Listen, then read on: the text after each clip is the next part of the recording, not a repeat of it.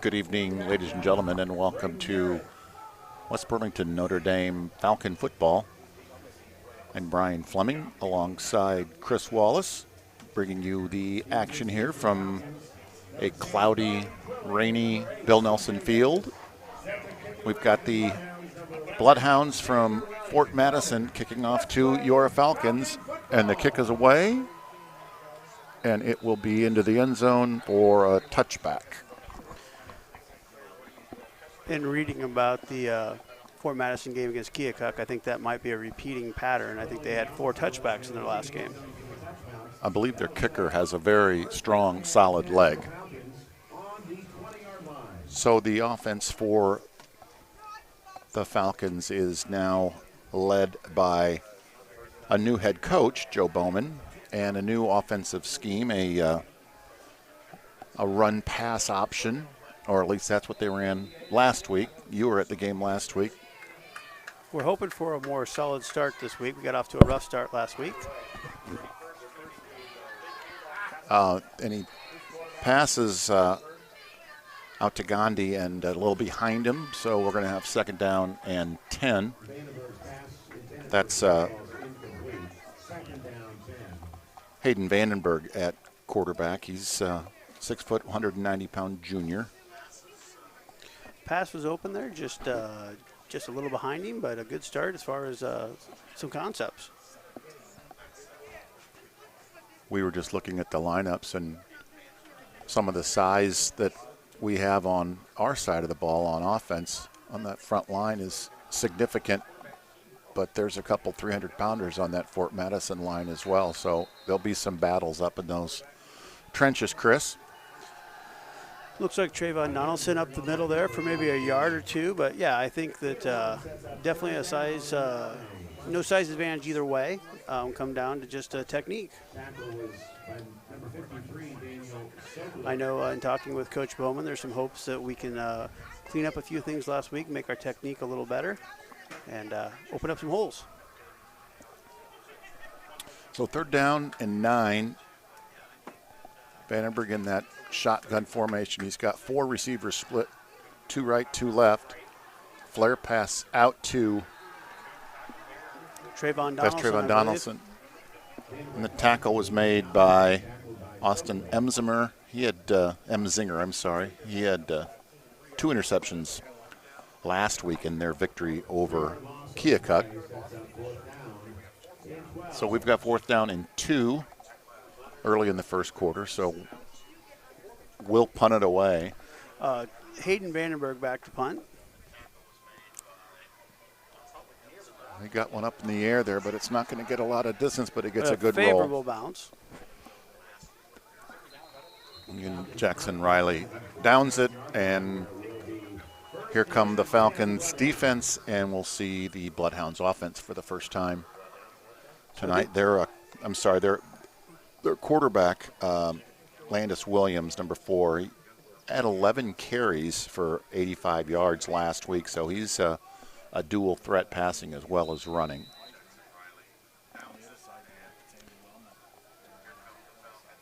Looking to see some solid effort out of the defense. They played a much better second and third, fourth quarter last week. Just got off to a rough start. So they're out of the shotgun. He's going to pass quick over to 21, Kane Williams. Nice tackle by number 44 there, closing down the gap a little bit.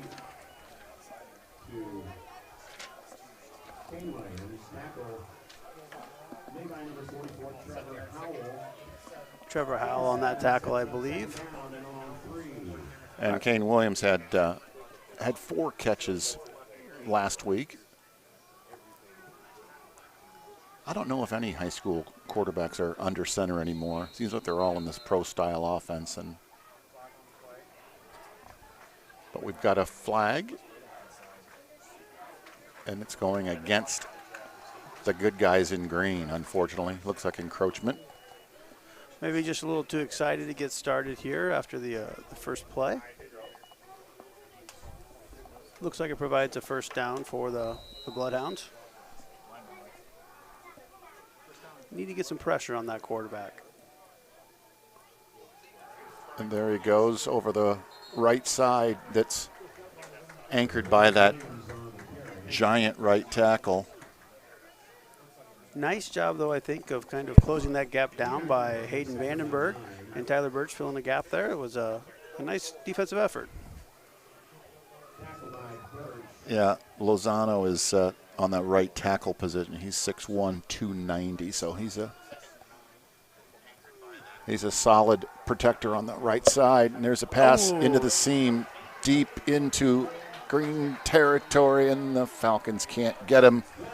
And Kane Williams is going to turn that into a touchdown for the Bloodhounds. That was some nice touch by a high school quarterback to drop that over the linebacker inside the safety, about 30 yards down the field.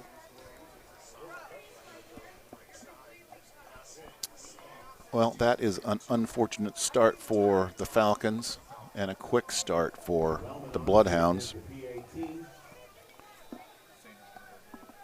And here comes the point after attempt. That's Xander Wellman. Oh, and a nice block right up the middle. That was blocked by number 29 or number 3. I'm not sure which. Kenyon Baker or Jackson Riley? I think it might have been Jackson Riley, but I might be short in Kenyon Baker, but right up the middle.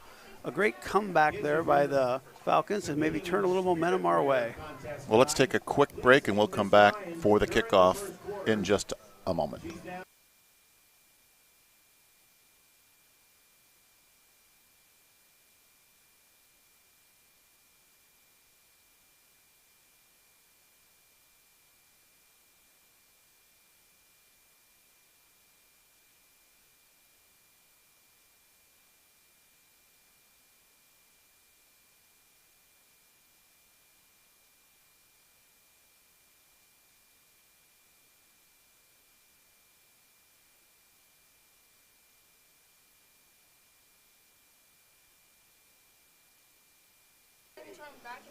And we're back to live action with the score 6-0 in favor of the visitors. A squib kick this time. Picked up nicely by number 8. 9. I think it's number 8, Carson Chiperez, with a nice return there.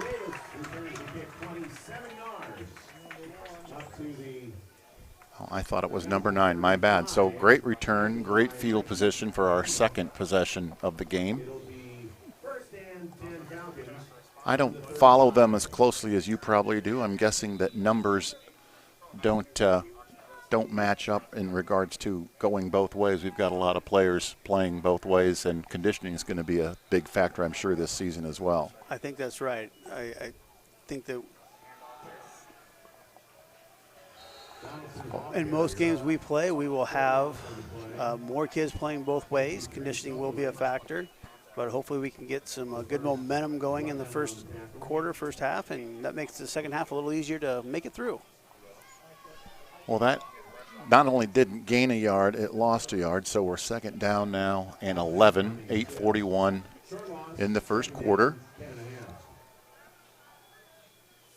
The Bloodhounds play 3 down linemen. Everyone else is upright in the defensive backfield and their linebackers. Not sure who that was. I think it was Donaldson, and he was stopped in the backfield for no gain. Number 50, I believe, made that tackle. And that was a 3-yard loss, so 3rd and 14. I know last year is last year. A lot of different players were playing, but in regards to rushing yards, we ran for 177 against Fort Madison. They ran for 80, even though the Bloodhounds won that game. There's a blitz coming on the left side. And there's a pass complete out to the 41. Nice gain of 8 yards there. Nice pass pickup by Trayvon Donaldson on the blitz. Good pocket for Vandenberg. I'm not sure if that's Gandhi or Kip. We got 2 15s on my roster, but looks like we're going back to punt again. I'm going to guess that's Kip. I think that is Kip. 4th down and 4, and our punter get it off. Well, that's a pretty good job by good job of minimizing Vandenberg. damages, and we do have a flag, so we might have caught ourselves a break here with maybe a roughing the punter. I don't know enough about the officiating, but that surprises me. I'm glad to see that. But the ball hit the ground, did it not? I think he caught it. He caught it. Okay, I don't have replay up here, but hey, it's a penalty for roughing or running into the kicker or the punter, and in this case, that should be enough for a first down. I think that's right. I think with the new safety rules, they're not going to take any chances on running into somebody with their leg exposed, and I think that's what happened there. So hopefully the Falcons can take advantage of this break. Yeah, give credit to Vandenberg for reacting quickly and getting a foot on that ball, and at the same time drawing that defender into his lower body, and that results in a Falcon first down. So hopefully we can get a little momentum building off of that. Given the ball to Donaldson a few times early, haven't found any cracks yet, but the thing about that is he doesn't need big cracks. We just need to get through that line a little bit.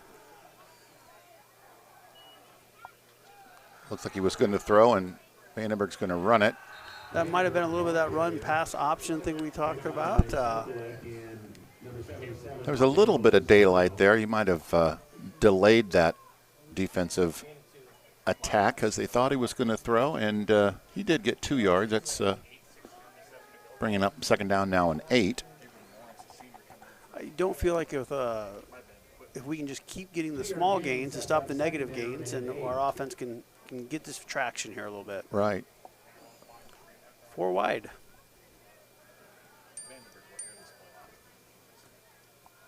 He's going to pass again, and that's complete. I believe that is Twilly catching the ball just across the 50. Pretty good stop by 3 Bloodhounds over there on the near sideline. They are certainly crowding the line. Hopefully maybe that gives us an opportunity to go over the top here at some point in time. I wouldn't say Vandenberg's been pressured too heavily. The No, offensive line's given him some pretty good time to find someone to throw to. Now, the longest pass he's attempted so far is about 5 or 6 yards, so maybe they can lull those defensive backs into sleep and get one over the back of them. Here's a pass again, right across the middle, and he dropped it. Had a good read there, had the wide receiver coming across, and just couldn't quite hold on to it, but that's something I imagine we'll come back to a time or two. That looked pretty good. Yeah, it was right there. Quick little in pass, and I don't know if he would have probably been short of the first down, but nonetheless, fourth down now and 5, and we are unfortunately not able to capitalize on that roughing the kicker penalty. And Vandenberg kind of kicked that one off the side of his foot, I think, and it rolled out of bounds at about the 22-yard line. Well, that's that Australian style, isn't it? That's what. Yeah, exactly. Just like the Iowa kicker. Right, Taylor, right? Yeah, exactly. Yeah, absolutely. So, kind of excited to see that we're adding some dimensions to our punting game. Exactly. So the score, just to reset, 6-0. Let's hope that that blocked PAT comes into play later on tonight, if we can take advantage of that and get a quick stop here, get 3 and out, and keep them at this side of the field. And quarterback keeper kind of up the middle. That's Williams. So that's a nice job, I think, by the Falcons there, committing to the run blitz. We had pressure in the backfield, made him reconnect. The safety came up, made a tackle.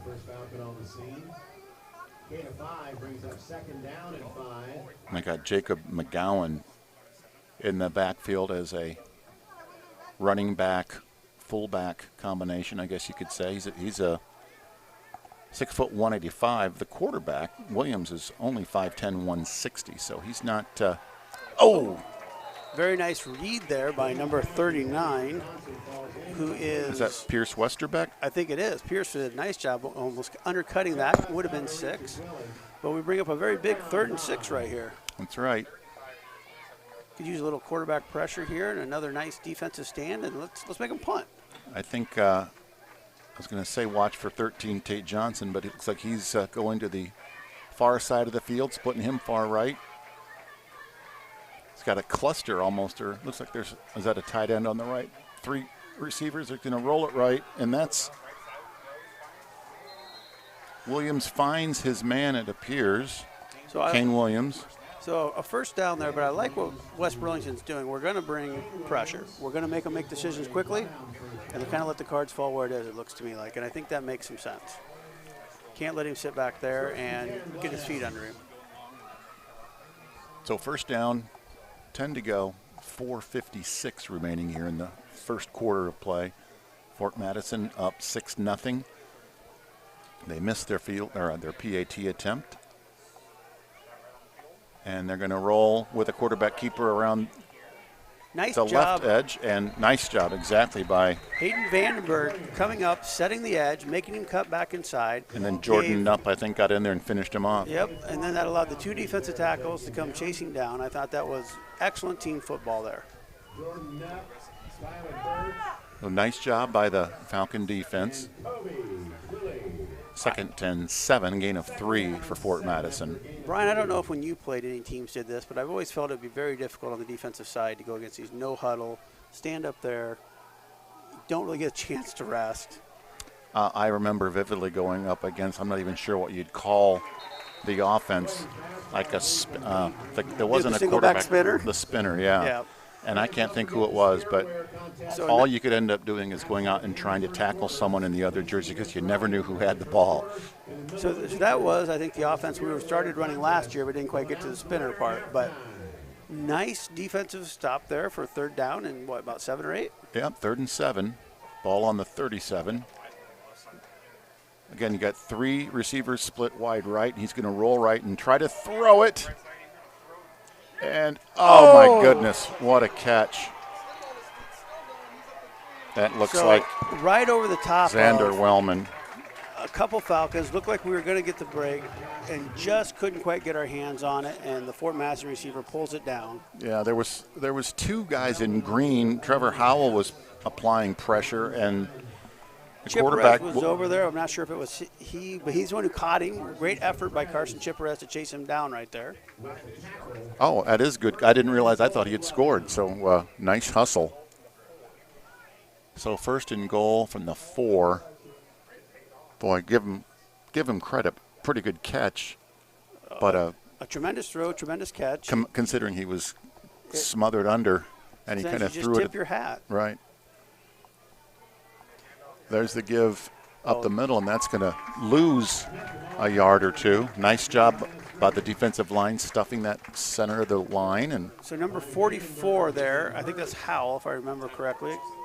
And Tyler Birch finishing that play off. That was excellent defensive pressure by our defensive line.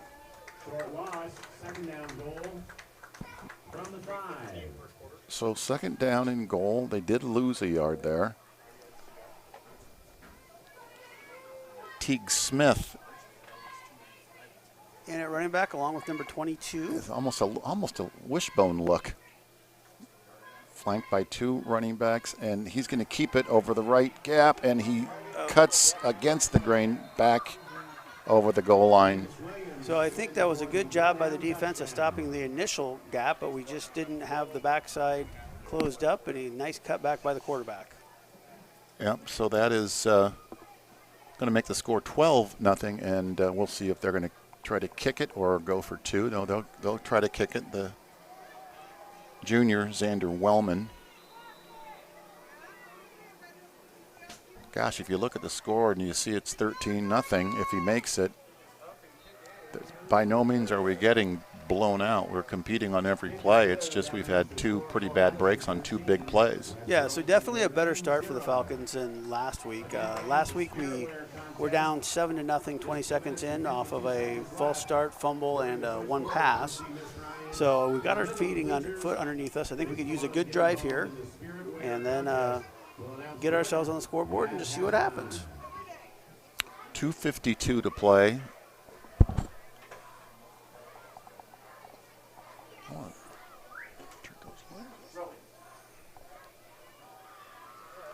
Let's take a quick break, and we'll be right back before action resumes.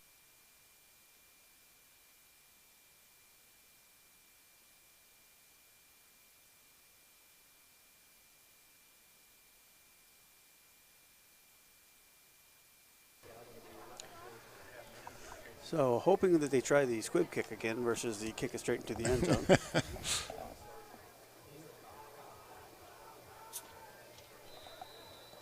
Like I said, it's a nice night for football. Got a lot of rain earlier today, but field's in good shape. Pretty cool, not a lot of humidity. And here's the return. Chipraz with a really nice return back from the goal line, got it out to the 30, had a nice block. I believe that was by number 44 to kind of spring the last 10 yards of that. So 2 nice kickoff returns. Hopefully those are the last couple kickoff returns we have to do for a while.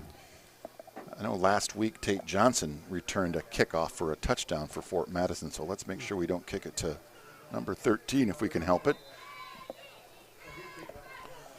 So here comes West Burlington Notre Dame, down 2 touchdowns. Ball's resting on their own 31, and Vandenberg is set to go. A quick out pass to Chipraz. Incomplete, I believe, just off his fingertips. Had he caught it, I'm not sure we would have got much anyway, so we'll just reset for a second down. There are times I get frustrated watching Iowa. Their offense sometimes isn't very electric, and it looks like some of these passes, these just little dink and doink passes, which have been effective for us so far. I haven't seen much deep threat here in regards to our passing game, but maybe we're setting one up here shortly. Well, hopefully we'll grab one of those shorter passes and break a tackle and off to the races. So second down 10. So a little toss to Donaldson there that I think we had some penetration on that kind of blew that play up before it had a chance to start. And that was Ensminger that made the stop, and I think lost 3 or 4 yards. I like the call. It just got blown up pretty quick with penetration from inside for the Bloodhounds. So maybe this is that pass we're looking for, just over the top. We got 3 wide. And there it is. Oh, incomplete. Intended for Jordan Kipp, I think that was on that pass, but just threw it a little bit on the inside, but that was that pass we were looking for to throw over the top, kind of stretch it down a little bit. Had a bit of a pocket, just collapsed on it, I think, right when he was trying to throw. Wellman was close to the interception. He wasn't able to hang on to it. It was a little underthrown. If he could have gotten a little more air under it, might have had a chance for a big gain. But that brings up 4th down and 12. And Vandenberg, I didn't realize he throws right and kicks left. That's a unique combo. Yeah. Pretty good kick down to the 35-yard line. And that's us about 35 yards of field position, reset. And if we can just stop that pass from heading over the top, I think we're going to be in good shape. We'll step away just for a moment, and we'll be right back.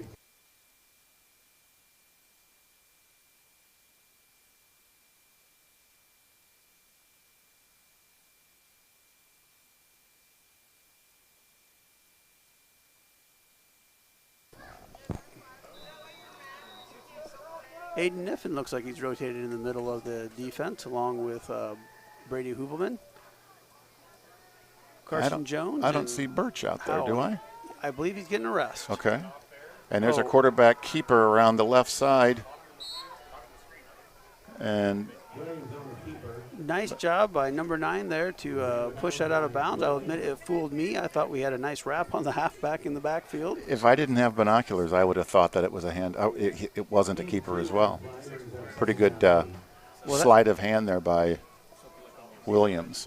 That is why you are the experienced pro here. He only got 2 on the play, and we've got a whistle. Looks like we're going to have a little offsides on the defense there. A little excited to get in there and make some contact.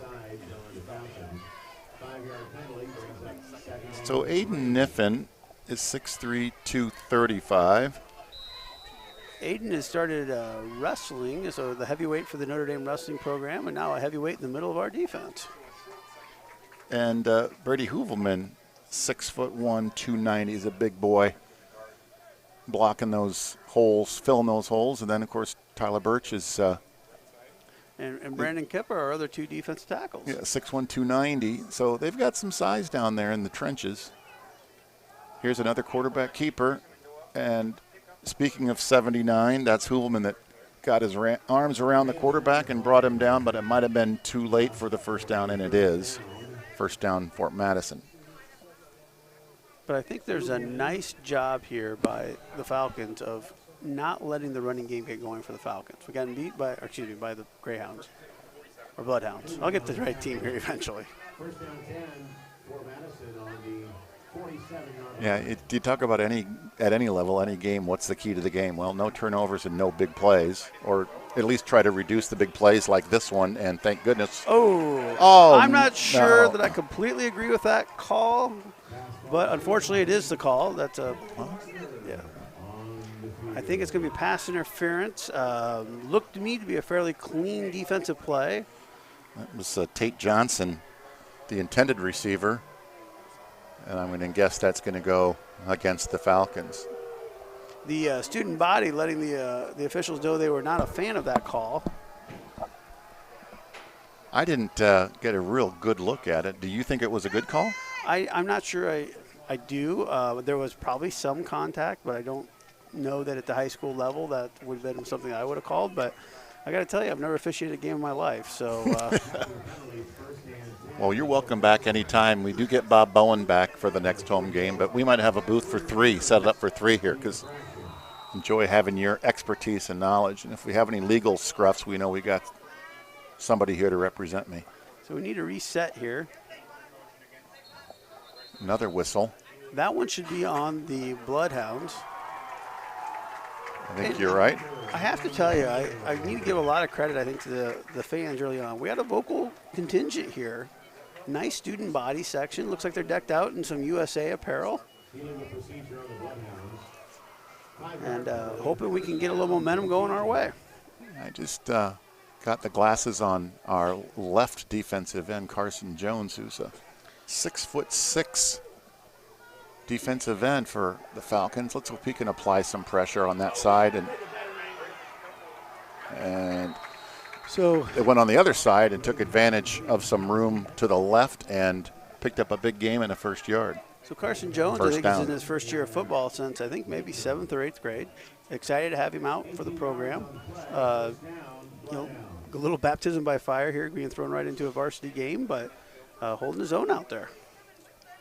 I did see him play a little bit of basketball for Notre Dame last year, and he did they throw the ball to him a lot on the inside?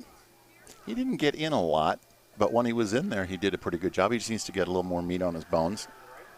Nobody says that about me, P.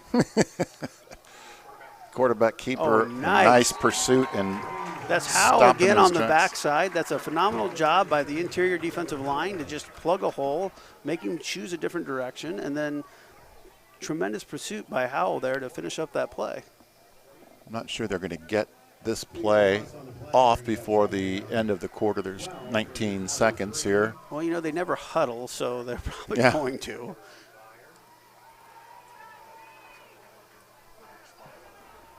They might just be waiting for that whistle to blow. I think they're going to take it in. Yep. See some Bloodhounds heading to the sidelines. 2 big passes over the top, but otherwise, I think if you're the Falcons, you've got to feel pretty good about your effort here this first quarter. Speaking of first quarter, the score now 13-0 in favor of Fort Madison, and we'll take a break and start the second quarter in just a moment.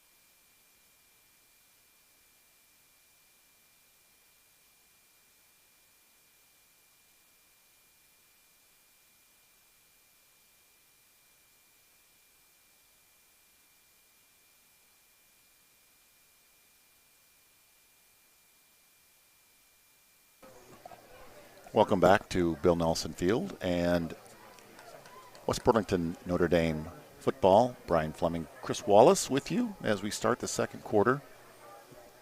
Bloodhounds from Fort Madison on top, 13-0, and they have a second down and 12 at the West Burlington Notre Dame 23. So far, I think we've done a nice job of containing their run game. There's a quick out to number So a nice 13 or 43. Yeah, pretty good coverage out there. That's the same play they ran on us over here to the exact same side, and we went from a 15-yard gain to shutting it down to maybe a 4-yard gain. I think that was a tremendous job out there by our cornerback. I didn't catch his number. Did you? I didn't. I got the number of the receiver. That's Tate Johnson. I'm going to guess it might have been Carson Jones. He's still out there, but a nice job out there by the interior, or the perimeter. Williams fades back. He's going to get flushed out of the pocket. Green shirts in pursuit. That was good I have pressure. to tell you, I love everything the Falcons are doing on defense right now. They are pushing forward. They are going to make Fort Madison beat them over the top, and they're going to take their chances. I think it's, so far, just 2 big passes. Williams tried to throw that away, and almost got picked off. He got a mid up there, or a talon, as they say up there, and knocked it out of bounds. So, Brian, when you played in high school, how many 38-yard attempts did you see for a field goal? The only reason we were ever able to try a field goal was because we had a 38-yard field goal, and that was right through the middle. We had a foreign exchange student at Notre Dame from Germany that played soccer. Other than that, we never kicked PATs and we never kicked field goals. So it's funny you say that, because that was our entire kicking strategy, was who our foreign exchange student was at Tipton. Whoever came Was he in, a kicker? Oh, yeah. We'd always get, of course they wanted to play soccer. We didn't have a soccer in small 1A football. But, yeah, so Francesco was a kicker for us one year. And, we had Hans from Germany. Yeah. Frank was a great guy. Highly doubt he's watching the podcast, but if so, Frank, good to see you. Lived out the Moon House. Well, that was an impressive field goal attempt. I don't see a lot of high school kids kicking field goals from 38 yards like that. But I also think that was an impressive stop by the Falcons. It was. They put their feet down in the ground. Fort Madison had the momentum going. Now we just need to get some traction going on offense. Yeah, we're not out hustled or outmanned by any stretch. No, I think we've had a couple decent kickoff returns. We could just maybe pop one of those. And I think that's an underestimated part of the game. A lot of younger kids out there on that kickoff return willing to throw a block, willing to put their body out in front of somebody. And who's been seemingly pretty quiet is Travian Donaldson. Well, speak of, nope, Carson Chipra is going to take the return. Get a block, find a seam. Boy, he's small but mighty. What an effort by number 8 here. Wow, that was heck of an effort. So that was one of the finest efforts I've seen to gain another 4 yards. Yeah. So dropped the ball to start off. The timing was off a little bit, but didn't quit and got it back out over the 20. So we got decent field position to start this. Again, I know last year is a different world, but Donaldson rushed for 13 attempts and 123 yards and a touchdown against Fort Madison last year. So we know he's certainly capable. And probably one of his lower yardage games last year. But a different offense. They were direct snapping to him a lot and just loading up. More of a diversified offense this year, and we just need to hit 1 or 2 of these plays. Hayden's in the shotgun. There's the give. Of Trayvon. Right up the middle. Nice little 5-yard That's what that play is designed to do. We got a little extracurricular going on. Harold Tackleson was Notre Dame's coach when I was a senior, and he would run that play, just a student or off tackle right, until they could stop us. We would run it 12 straight times if we gained 3 or 4 yards, because that's what that play is designed to do. So 3.5 yards is the target, right? And a cloud of dust, pretty much, yeah.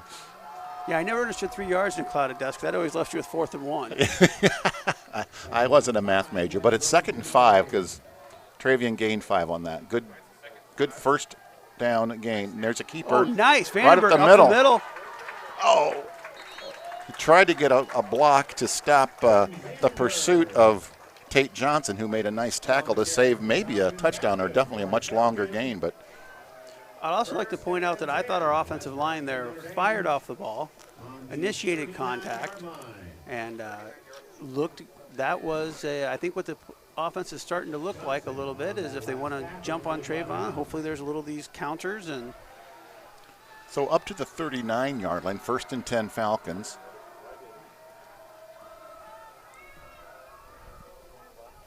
We've got passing opportunity, and it is caught.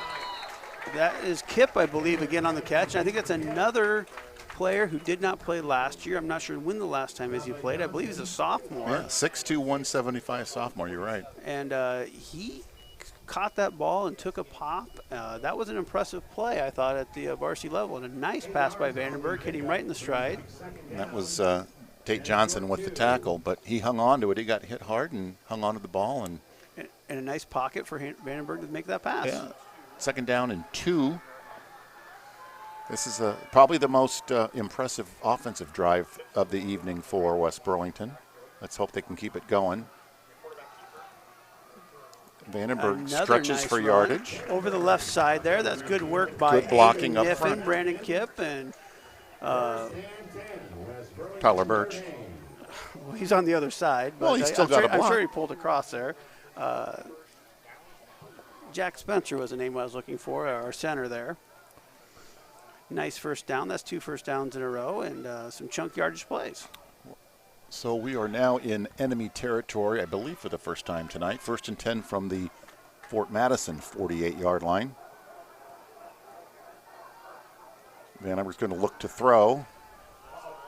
Oh, just maybe a little late on getting that pass out there. That was a pass to Riley. Just ball got there just right when the running back got there. We do have an injury on the field, though. We have a Falcon down, looking to be in quite a bit of pain, hoping it's just a cramp. Trying to get a number. That was Mikey DePrima on the stop. Is that Chaprez? I can't see his jersey number. Certainly hope not. Carson missed last game, just got back from injury. Of course, we want no Falcon to be hurt.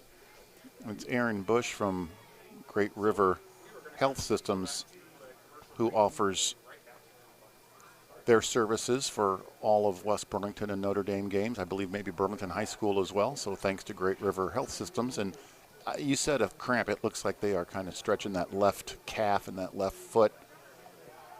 Well, that is good news. Hopefully that's what it is. Looks like, I think it's that's Chaprez, and looks like he's got a cramp. So hopefully he can get that stretched out. He has played a really good football game so far. Hopefully we can get him back here with a little massage. And yeah, Aaron Bush was actually smiling when she started helping him hobble off the field. So let's hope that's nothing serious or anything that keeps him out for more than a couple of plays. Not putting any weight on it, though, so hopefully, and there we go. Now we're getting a little bit. Looks like they're going to keep working on the sidelines, but we come back 2nd and 10. Hopefully we can keep this drive going so Carson can get as much rest as possible.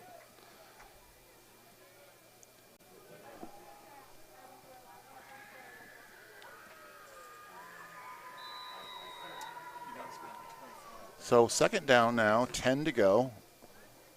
Ball on the 48. 8 minutes and 40 seconds remain in the first half. And Vandenberg barking out signals.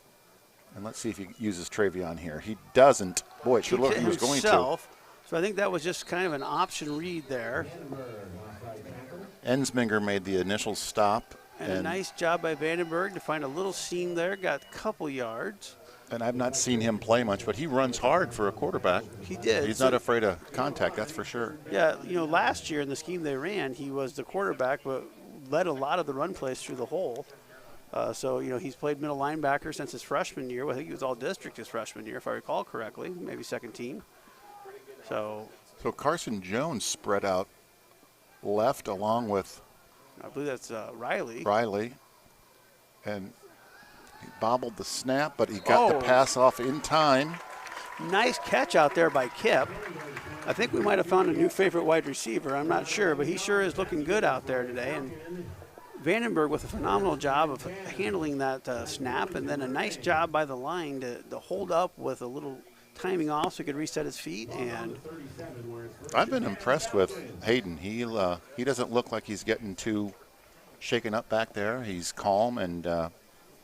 Well, you know, he's a junior, but he's a 3-year starter now for varsity, and has always been, you know, I believe his freshman year maybe led the Central League win, if I recall correctly. And he's a son of a coach, so you can. And I think. Fumble.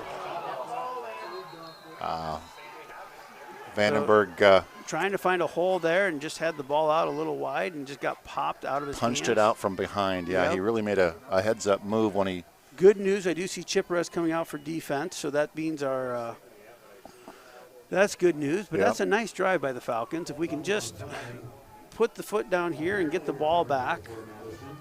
Again, the biggest cliche in football is don't turn it over and avoid big plays. Well, unfortunately, we turned it over there in the middle of some great momentum for the offense, and we've had 2 big plays against us. We need a big play for us. We do. You know, we've had a couple opportunities. A couple times the ball looked like we might have had a defensive interception. If we could just half a step quicker, maybe get a little penetration here. And he's rolling and he's to the holding. right. Nice job there by Carson Jones. For somebody who has not played football very much, he got hit initially, got back to containment. Stuck his nose right in there. Right in there, and that allowed the interior of our line to come and pick up. That is an impressive football play by number 24.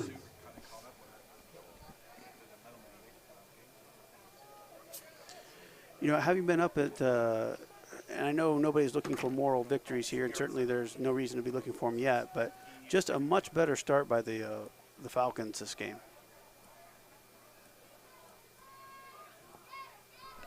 Second down and 8 for the Bloodhounds. Going over the top. And great. Excellent coverage by Chip Rez. Oh, you got to be kidding me. That is a bad call. He cannot. Yep. I think that would have been a difficult ball to catch. Call comes in late. As impartial broadcasters, I would say that ball was probably uncatchable. As you can probably hear, the West Burlington fans agree with us. So, my apologies there. I may have had my fandom come through for a second. We got Rowan Fleming up here in the booth now. How are you, Rowan? You want to say hello to everybody on TV? Hi. Say go Falcons. Go Falcons. Rowan, what did you think of that call? We got a timeout. We'll take a quick break and be right back with you. Thank you.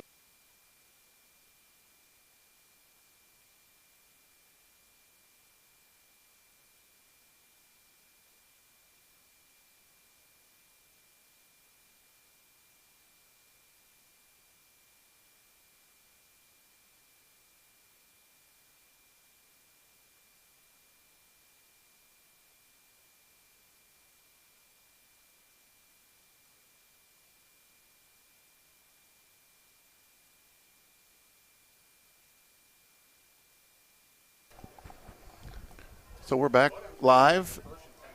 16-0 is your score. Fort Madison over the Falcons. 1st and 10 here. Falcons just need to keep putting forth the effort they are, and one of these breaks will go our way. Yeah, we are due, that's for sure.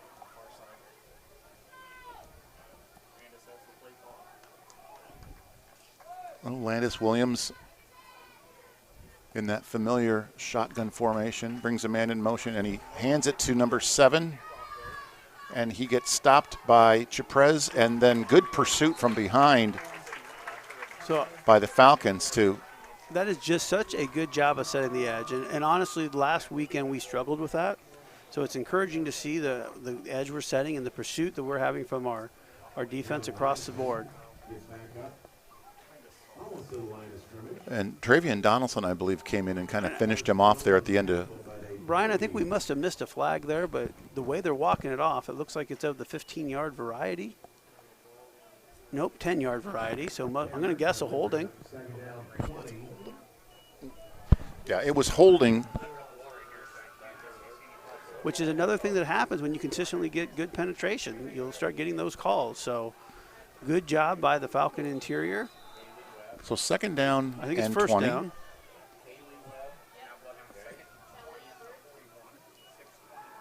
And they're going to pass it, and they're going to go deep.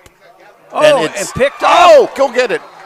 Oh, incomplete pass, but Jackson Riley with perfect coverage, cut in front of the wide receiver there. Boy, he almost had it long enough where it would have been a fumble we could have recovered after the catch, but incomplete and great defense. And I will correct myself. I do believe it should now be 3rd and 20 because we had that nice stop on that attempted end around.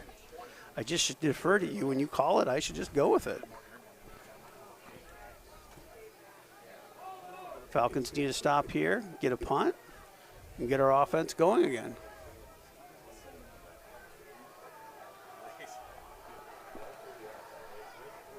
Oh, he's got everybody split out wide right. 3 to the 3 and near 1, side right? and 1 on the far side. Little running back draw, Oh, quarterback keeper. Nice job by the interior there. That is Vandenberg finishing it up, but Howell, and I think we've said his name quite a few times today, with a nice read on that. And I didn't have the binoculars on. I saw Tyler Birch I think bear wrapped hug up- the quarterback. I thought he had the ball, so Yeah, I think that was maybe the running back with the quarterback keeper. Not quite sure how that went, but Birch was in the backfield hugging somebody. But nonetheless, I think we brought 4th down up here, did we not? yeah, 4th down and 14. Now, I don't see the They are Bloodhounds going setting for up to punt here. Now we got a timeout. It looked like they were going to Looks like they go were for it going on 4th and 14, but I wonder if they do that punting, that short punt formation. yeah, Australian style. Australian style, that's correct. Let's step away, and we'll be right back after this timeout.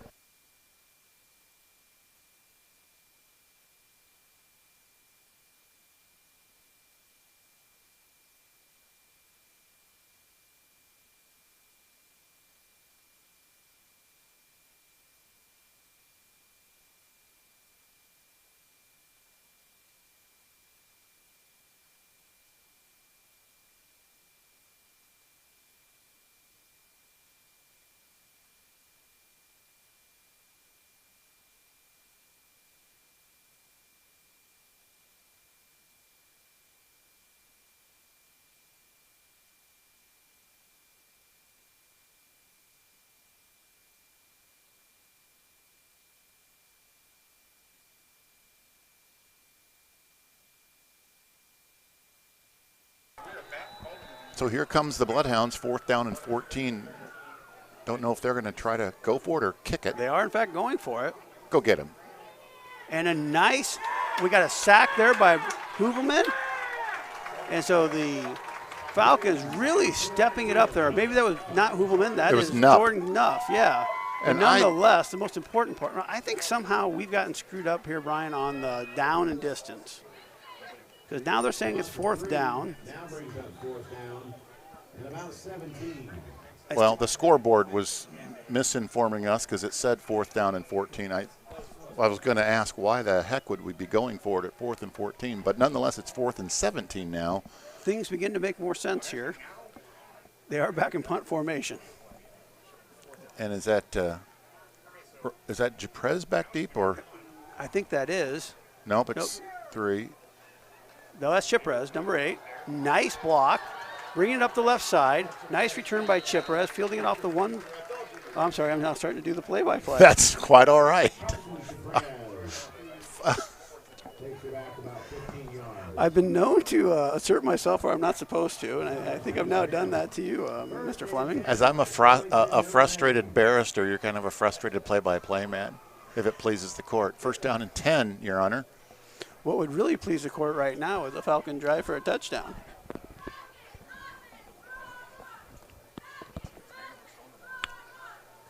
So 4.5 minutes roughly remain in the second quarter. It sure would be a nice boost to the offense if we could get some points on that board before halftime. Just gives you something to build on. And there's the end Trayvon around. Donaldson to the outside. Couldn't Okay, quite tell whether we didn't quite catch the block there, if they came up quickly. Pretty good pursuit by Tate Johnson. It took a long time for that play to develop. He had a lot of real estate to cover before he could try to turn it upfield. I do see some rain starting to come down, and I think that might be all right.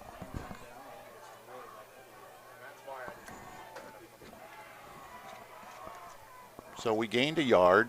Clock is moving. 2nd down, 9. Definitely a different style. You know, both teams are running 3-4 wide. When we snap the ball, we look the same. But I believe the Falcons are trying to kind of slow down the game a little bit, give ourselves some rest, which makes sense with the numbers game we play. And you know, we have, as you know, a new coach and a new style, a new attitude maybe. So we're still adjusting to a new environment and a new coaching staff and a new, maybe a new style of play. I didn't see the first game, but I think you probably did. And they have nothing to be ashamed of so far, despite the score. No, I'd agree with that. I mean, the first quarter and a half up in Mid-Prairie, I think everybody would probably like to have that back. As I said earlier, the start of the game did not go our way, but this is the team that came out and played the third quarter, which when Mid-Prairie still had their starters in and was down 14-7. Just the first half got completely away from them, but I'm very impressed with the Falcons' effort so far. I'm going to guess that coaches will be very pleased if we can break this into the halftime. Well, let's take a quick break while they have a timeout on the field and be right back with you with Falcon football.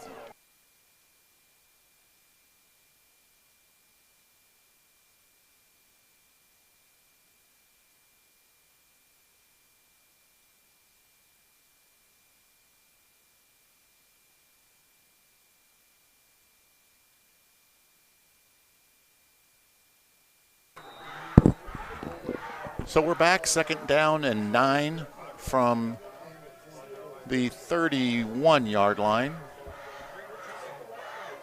And there's a quick pitch out to Travian. He's got a seam, but he can't quite turn the corner. He gets hit hard by number 13, Tate Johnson. But I like the idea. We're trying to get him out in space. Use his speed. Got 3 yards there. And keeps the clock running, keeps the momentum going forward. Just need to pick up this first down and then kind of get after it a little bit. Gained about 4.5 yards, so we're third and a short 5, I'd say. I'd agree with that. Coming down to the 3-minute mark, so we don't have a whole lot of time to dilly-dally around. We may have to go for a little pay dirt here, but let's see what coach calls. Vandenberg throws out to the near side of the field. Caught by Chip Rez, but just a little short of the yardage marker. Probably maybe a gain of 2 there. Mikey DePrim, the senior cornerback, came up to make the stop. I don't know. Do you go for it here, I think Chris? It'd be tough to go for it here. I think you got to punt the ball. You got to just try and take it to halftime. It's just too short of a field, I feel like, with the limited time you got left. That being said, if they ran a fake, I'd love it. So the coach agrees with you. Oh, it is a fake. No, it's not. There's that Australian rules kick, which was phenomenal. Pretty well executed. Absolutely. It didn't look like he was going to kick, and then I thought he was going to try to run it because of the low snap. But I think Hayden was undecided himself until he got a little cleared spot. But yeah. As it turns out, that nets us about 45 yards, I think. So 42, according to the inept PA announcer. I hear more esteemed minds say 42. I'll go with that. So, all right, Falcons, let's get one more stop on the board, and maybe you can get the ball back with some good field position. Well, Hayden hasn't had a lot of luck with snaps from center on those punts. I know what that's like. I was responsible for 4 touchdowns against the Washington Demons in 1979 as a deep snapper. And there's a big gain and a big hit going out of bounds. So some nice pressure there by Hoovelman, kind of forced the quarterback out. Unfortunately, they're with the pass rush, some seams had opened up. And I think that was Caden Schwenker with a pretty good stick getting him out of bounds. 2:05 remain, clock stops, first down, Fort Madison. But the way the Falcons are flying around playing football today, they are incredible improvement from a week ago. Caden Schwenker, just a sophomore. Pretty young team, I'd say, out there just looking down the roster, Chris. Yeah, I think that's right. I mean, we've got, and even some of the upperclassmen are not overly experienced players. Oh! There was, I guess you'd call that a blitz, but some pretty heavy pressure. I definitely think that was a blitz. But Vandenberg brought it Vandenberg was first. all over him. And then Hoovelman, I think that is, put a shoulder into him right when he was throwing, and ball was up in the air, and we had a couple Falcons put fingertips on it, but couldn't quite pull it down. Was Westerbeck one of the guys back there trying to make that I think it might have been in number 29. That's Kenyon Baker. Kenyon Baker. So an excellent Falcons effort. We need to do it again here on second down. Second down 10. I don't know about you, Brian, but I feel like there's a chance here that we could get something special to happen. Oh, a little quick screen little pass. screen, and he's got some room to run. It's going to be a foot race. Nice hustle by Chip Perez and Jackson Riley, I believe, to bring him down just short of the end zone. That was Gavin Wiseman, the senior leader on this team. Unfortunately, when you keep bringing pressure, which I said all along I agree with, but they called a nice screen play there to kind of take advantage of that. Well, not to sound like a broken record, but there's another big play at a opportune time to try to get a stop and, like you said, maybe get the ball back. But now we've got to try to stop another touchdown score here by Fort Madison. Let's see what they do. Oh, nice read by Vandenberg on that handoff. Flew in through the gap, met him probably 3 yards back, wouldn't you say? Yeah, that was he broke through that line like there was no one there. I'm as impressed with Vandenberg on the defensive side as I am on the offensive side so far. Let's take a quick break during this timeout, and we'll be right back on the Falcon Funcast.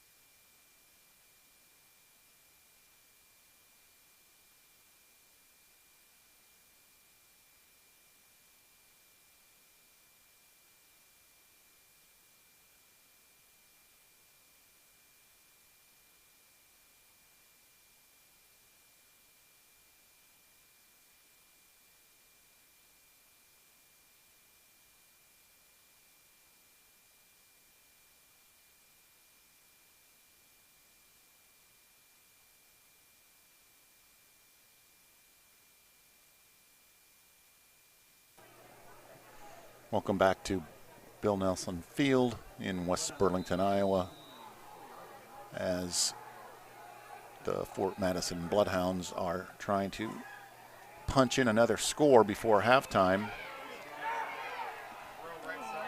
And he finds... What a hustle play by Trayvon Donaldson. And that clock is still running, too. So what a great defensive effort there. We had a nice job of stopping what I think was an intended run out to the left. Threw it back to the right on a play you usually see, and everybody has gone to the wrong side, and Trayvon Donaldson cleans that up beautifully. That was Kane Williams, their leading receiver, that was wide open, but as you said, great pursuit by Donaldson. There's a pass across the middle. It's intercepted by Trayvon Donaldson. Got open field. And he gets thrown out of bounds at about the 35-yard line. Now, unfortunately, we don't have a lot of time, but what a stop, what a play. We were due, as we've said many times, for a big play. And, boy, not only does that force the turnover, but it stops the field goal, let alone a touchdown. Now, I'll do a little whining here. Unfortunately, we've got 23 seconds left to capitalize on it, but what a phenomenal stop and what a phenomenal defensive effort by the Falcons. That is a great momentum builder, even though we may not score. Let's hope we can do something in 23 seconds. But, boy, what a heads-up play, because he had a man fairly open, and he cut off that route and jumped in front of him, and he was off to the races.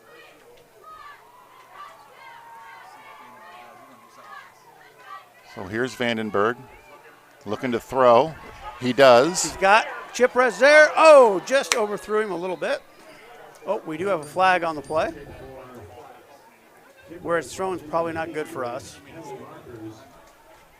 On the field, preliminary signal holding Falcons. Well, a holding call isn't going to kill anything. He overthrew him by maybe a yard or two, but I have to say, in this particular situation, I'm not sure who the holding was on, but with 23 seconds left, you're trying to take your shot down the field. I think a hold's not the worst option if that's what you got to do. and I don't know if you can tell on your computer screen or your phones that the rain is coming down pretty consistently right now. Not so heavy, more of a heavy drizzle, but I'm sure that's going to affect your receivers and your quarterbacks and skill position players. So apparently that holding was about 5 yards deep or 7, so might have been on first and 17, what, 15 seconds left? First and 23 with 18 seconds left. So I'm sure we're going to try to air it out again. Nice pocket. Oh! I saw contact I saw down there. contact too. I saw just as much contact as I've seen a flag thrown before on, but nonetheless, it is. And that was, I don't know if that's Kip or Gandhi, but he was saying the same thing we were. His arms were stretched out like, if that's not contact, I don't know what is. I do believe that is Kip. Pretty good throw. Nice pocket. Yeah. His pocket. I mean, Yeah. that was. So 10.8 seconds remain in the half. Do we have a timeout left? We do. We have one timeout and Fort Madison has 2.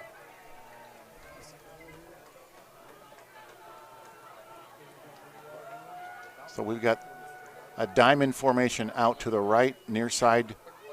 Handoff to Oh, and there's the Donaldson. quick handoff. The Okay. Bloodhounds are in there trying to rip it out of his hands, and he hangs on tight.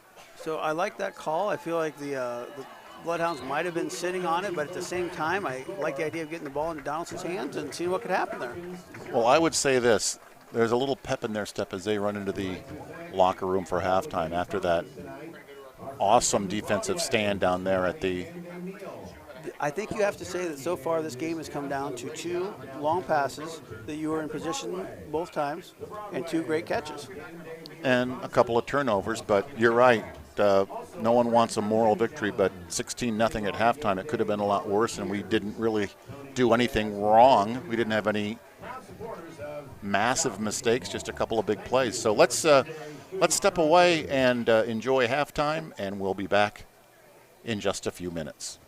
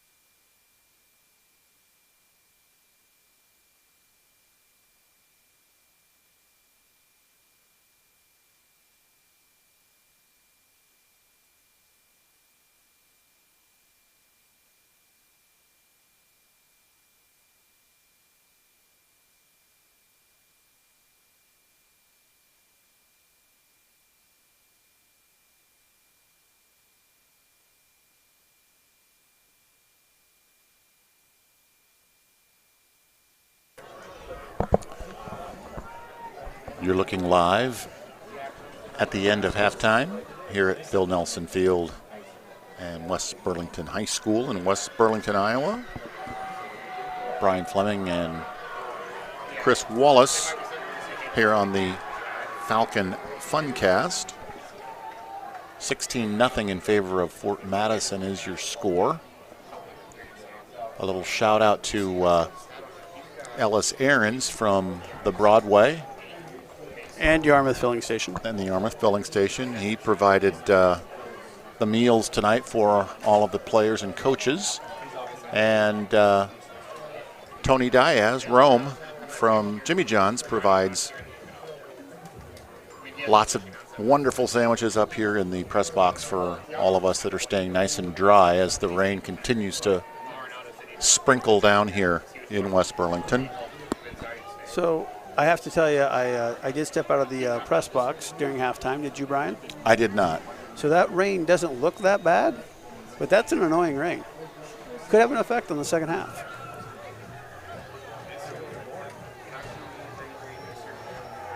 I don't know about you, but this has to me a little bit of the feel of a Rudy type of effort. The underdog, I think, has held its own here for the entire time, and hopefully we can get a break or two and make this an exciting and memorable second half. Well, let's hope so. Unfortunately, we're kicking off. So the Bloodhounds will get the ball first. The way our defense is held up, though, that might just get us some good field position for our first drive.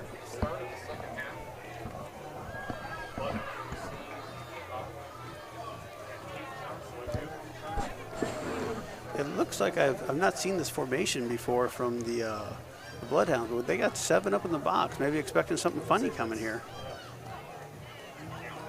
1, 2, 3, 4, 5, 6, 7, 8, 9, 10. Okay, I thought I saw 12 Falcons out there, but like I said, my math wasn't always good. And here's the kick from Taylor Lundgren.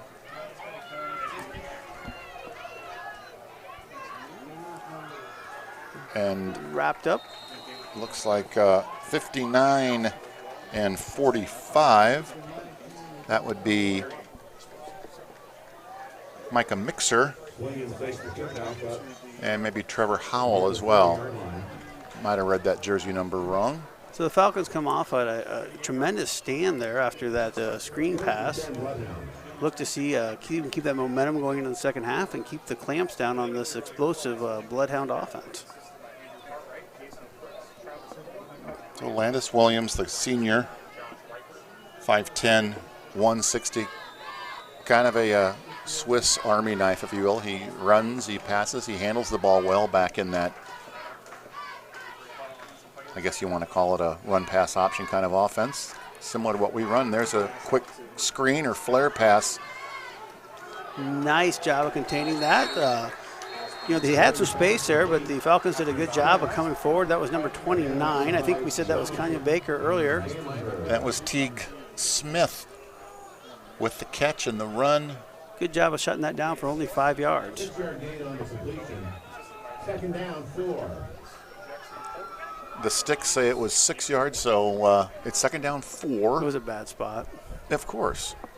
We'll just say questionable, not questionable, bad. My bad. Those referees are doing a phenomenal job today. Yes.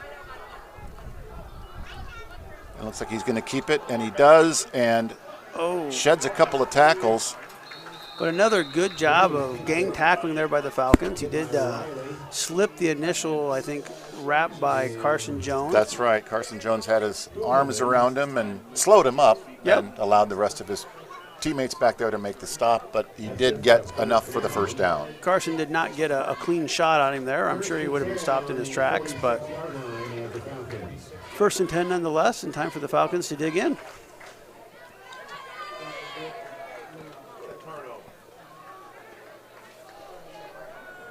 And Teague Smith is back there in the backfield with Williams, completes the pass to number 13. I'm not sure who that was, Tate Johnson. But he had a nice little move out there. But again, a phenomenal job by the Falcons of pursuing to that and stopping what could have been a big play. Didn't see who got the tackle there. Did you, Brian? I did not. We're going to give that one We'll just say a flock of Falcons. flock of Falcons. I like that. So 2nd and 4. We could use a flock of Falcons in the backfield right here. Ooh, a high snap. Nice snap. Ball's on the ground. He was just fast enough to get that ball down underneath him and jump on it to maintain their possession. But that would have been another one of those big plays that we're not getting enough of, but we've. I like to give credit to that to the interior defensive line. I think if you're continually going hard, you'll occasionally drive one of those bad snaps. The winners of tonight's Spirit Wear Contest. Thanks to all the So that brings up 3rd down and a loss of 3. So it's it's a loss of 5. 3rd down and 9. Big play here for the Falcons, looking for a stop. Let's see what Williams is going to do. He's going to throw. Got a little time. Oh, he kind of. Oh, That was unfortunate. looks like he might have dropped it, and the referee agrees. He did not hang on to the ball. Incomplete pass. Very good. Kind of just threw one up there for a jump ball off to the right side. And unfortunately, we couldn't quite get there in time, but an incomplete pass. Couldn't ask for much more. Kind of floated on him. He got a little too much air underneath it, and thank goodness the receiver couldn't make the catch. Another job by the Falcons, putting pressure on. Nobody could set their feet, and couldn't ask for a better start to the second half for the defense. So Xander Wellman is back in punt formation for Fort Madison, 4th down and 9. I think we might have Donaldson back. There's the kick, and It's a shank. Hopefully everybody gets. Good job getting away from it. Poison, poison, poison. Ball just went off the side of his foot there, but There's a small break. absolutely. It's a game of breaks, right? This is where I feel like the Falcons, if they can just get a long drive, they'll put themselves right back in this game. There's 9:39 to play in the 3rd quarter. Ball is on our own 24-yard line. And we trail 16-0. And here comes the Falcon offense.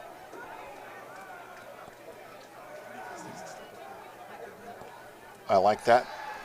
He's got him. He's there. Oh, there you go. We finally got a call go our way. We did, although it's been hard not to throw that one.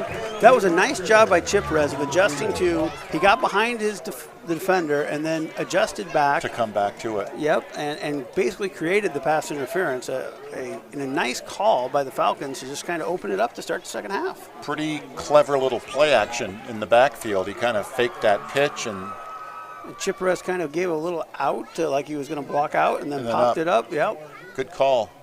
Whether you caught it or not, the result is still a first down, which is and perhaps a good thing for us. And if nothing else, hopefully get those cornerbacks and safeties to stay back a little bit and maybe open up a running lane or two. So Travian is in the backfield at the hip of Hayden. Hayden's going to keep it. Vandenberg still on his feet. Very nice run by Vandenberg there. And he kind of fell down. Landon Whitmore was the one that kind of jumped on him, but it was got a spot. Solid running. Yep, got 7-8 yards there. The knee must have fallen down a little quicker than I thought it did, but a nice first down play.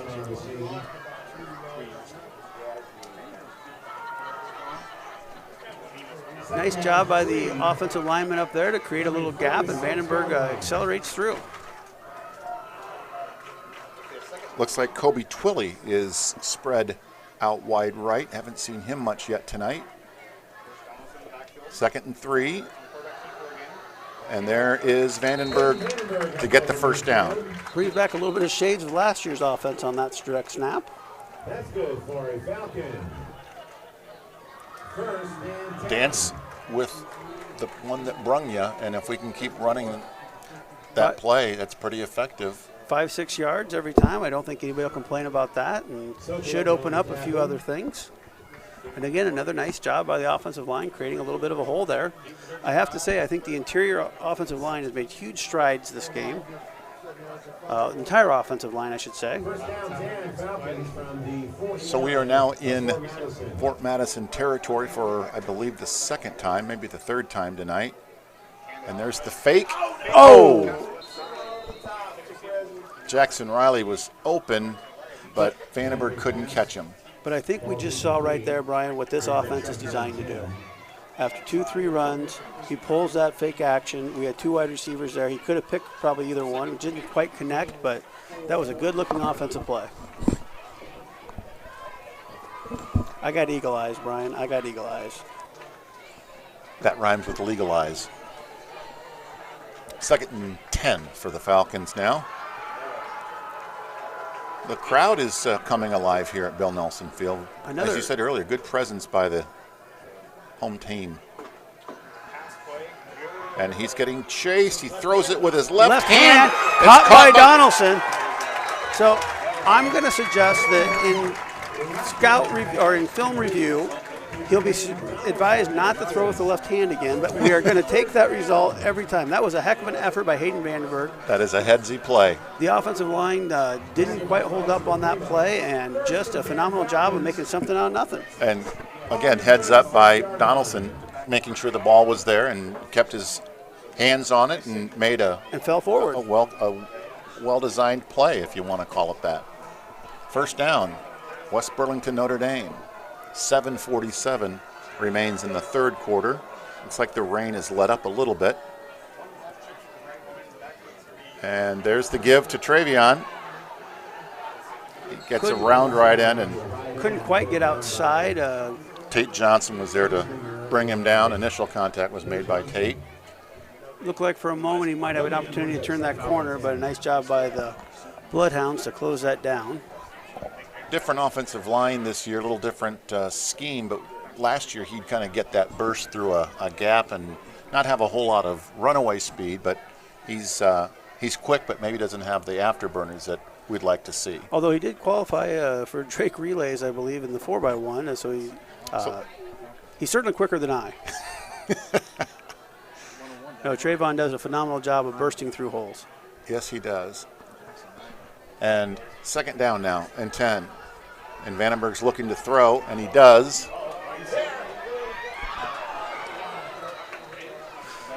So that was a very good throw by Vandenberg down the right side, trying to go after what I think is probably his favorite receiver of the day, Kip. Looks like he had a chance. Was well defended, though. Had 2 defenders out there. Would have been a heck of a catch, but still, I like the chances we're taking here. Mixing it up pretty well. Nothing's very predictable.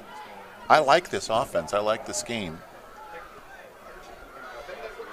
And I think Vandenberg does a really good job of disguising the ball back there. It is kind of hard to follow depending on whether he's going to keep it or hand it off. Like you say, that RPO designed offense is pretty effective so far. 3rd down. I feel like we need to pick up 4 or 5 here for sure. And another Vandenberg on the keeper. Magic move. Boy, I thought he handed that off to Donaldson, and he hung on to it tight, pulled it out of his gut, and got the first down. Yeah, I think we're going to be a little short, probably 4th and 2. 4th and 1, it says. Got to go for it here, don't we? I think so. I think you're going for it. You're inside the 30. On Punt the 20, probably only going to net you 10 yards. 28-yard line, 4th and 2 now, you're right. Bad spot. Questionable spot. Now here's where I would, well, I'm not the coach, get under center and just sneak one. Well, here he is. Oh, face mask. They did not see the face mask. I did, and so did every other player on the field. The referees did not. I think Vandenberg is awfully close to that 1st down spot. This is a big spot here. Vandenberg is looking for the face mask call. Boy, it was blatant with the binoculars up here.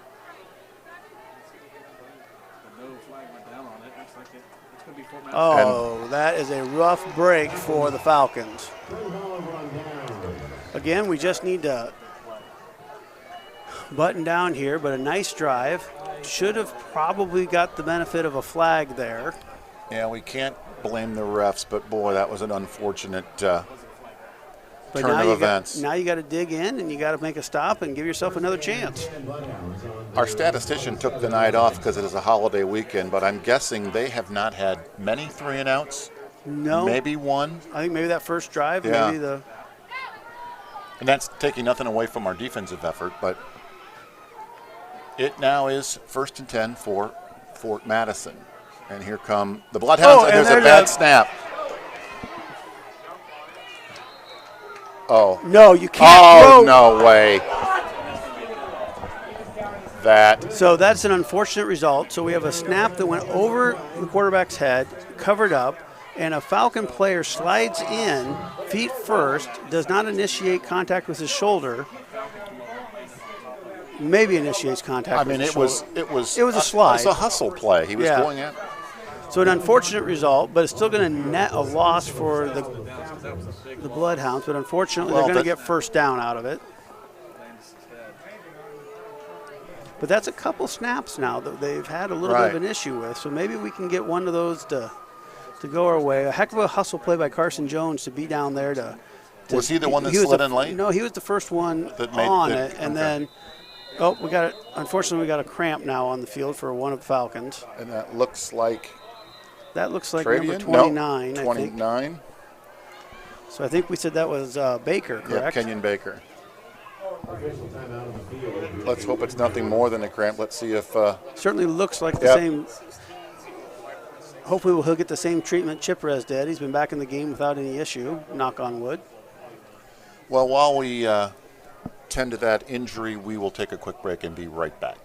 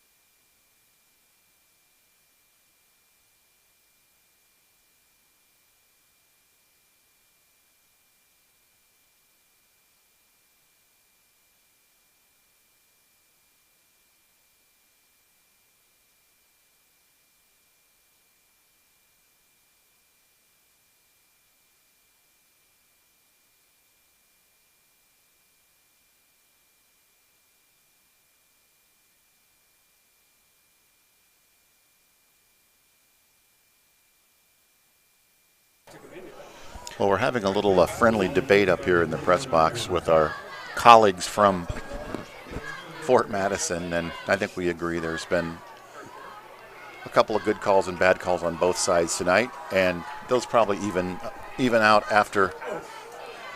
Nice play there by Carson Jones. Gets himself into the backfield. So a couple things happened there. I think Birch got some initial pressure up front, and then Carson Jones used all of his 6'6", whatever that is, and got his hands up and caused an incomplete pass that they threw over the top of him. We've used Carson Jones's name as many times tonight as maybe anybody, so hats off to him for his efforts so far.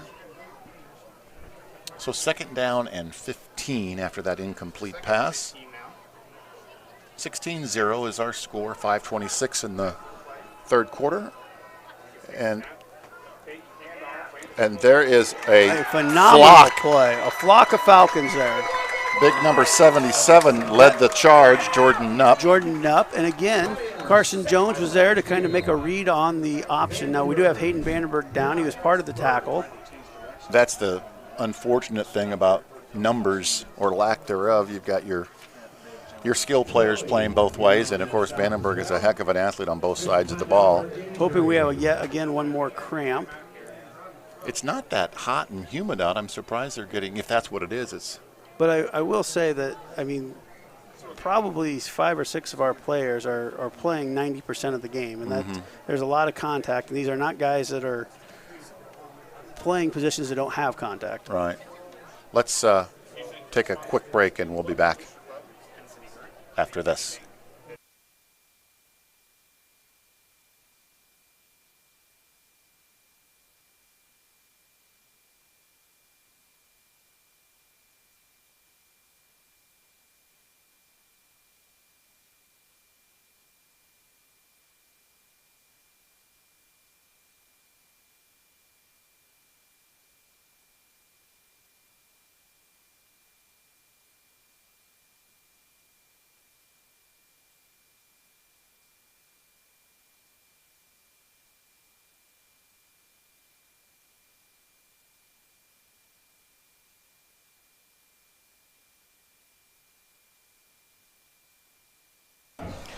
Well, the good news is Hayden Vandenberg has walked off. Looks like it was a cramp again. Looks like he's moving pretty well, so hopefully we'll be able to see him back in the game real soon.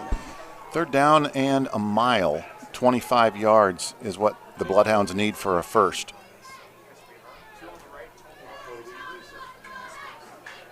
And he gets pushed out of the pocket. Oh, my goodness. What an unfortunate break, but what a heck of a play by the Bloodhound quarterback there, rolling left, throwing across his body to the right. Williams to Johnson. Kept that play alive. He was getting smothered by a couple of green jerseys and kind of just heaved it up there, and unfortunately for us, Johnson made a heck of a catch. Yeah, 3rd and 25 to a 1st and 10 now. Ball on the Falcon 47. That's a heartbreaking result there, but looks like our defensive back kind of got his back turned and wasn't sure where that ball was. Nonetheless, it's 1st down. There's Johnson to Williams. That was Twilly with a nice job of coming up and shedding that block and making a tackle about 1 yard.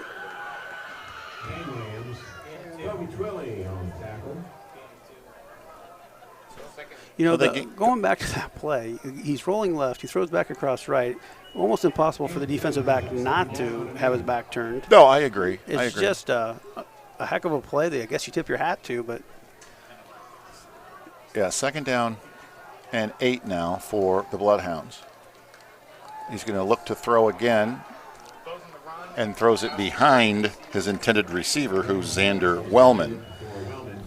You know, I feel like we've done a nice job of not letting him set his feet. You're right. That's a good point. He's always moving back there.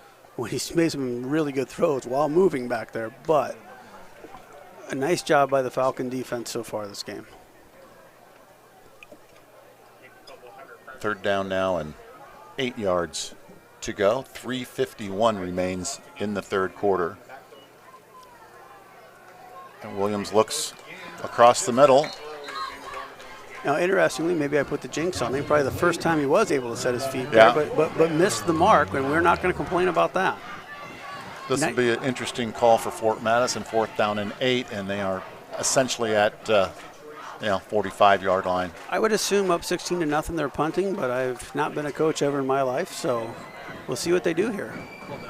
You know, they run that short punt formation. It would be nice if one of our interior linemen could maybe just get a hand up and. Well, Wellman is in punt formation, and he is kicking it away, and Chiprez is going to let it go. We didn't quite get our hand up there, but we did get some penetration from that interior line. I think that affected that punt. So we'll take it over, what, about the 20, Brian? Yeah, 20, 21 maybe. It's another defensive stop after that big play. So kudos to the defense for hanging tough. You know, this is when I think we really got to tip our hat to the Falcons across the board. I mean, they are fighting tooth and nail. They don't have the depth that the Bloodhounds have. Looks like Vandenberg is still being attended to, so we have a new quarterback in there, don't we? Number 9. I think that might be Xavier Jenkins. Boy, that's tough to come off the bench cold and throw your first pass, but he did. Caden Schwenker. Oh, Caden Schwenker, I guess, is our hit just off a little bit. Chiprez got his hands on it, but would have been a heck of a catch there along the sidelines.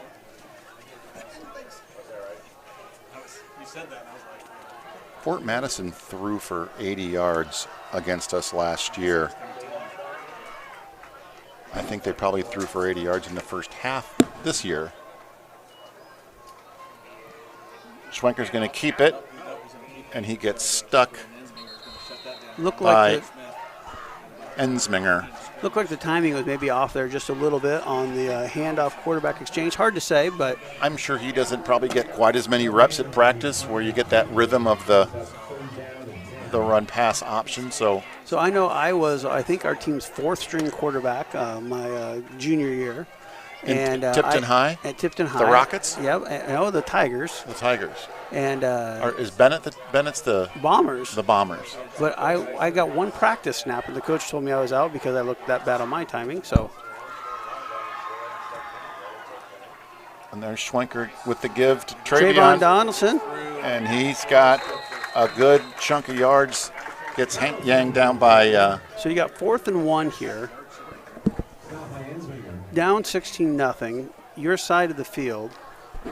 And I think Vandenberg's your punter, so I'm guessing you're probably going for it here? I'm trying to see Vandenberg down there. Is that him right there on the bench? I think that's him just in front of the bench there. But we don't have to worry about it. It was a first down, a heck of a run by Donaldson. A nice job by that offensive line to open up a gap there. Ball's on the 27-yard line.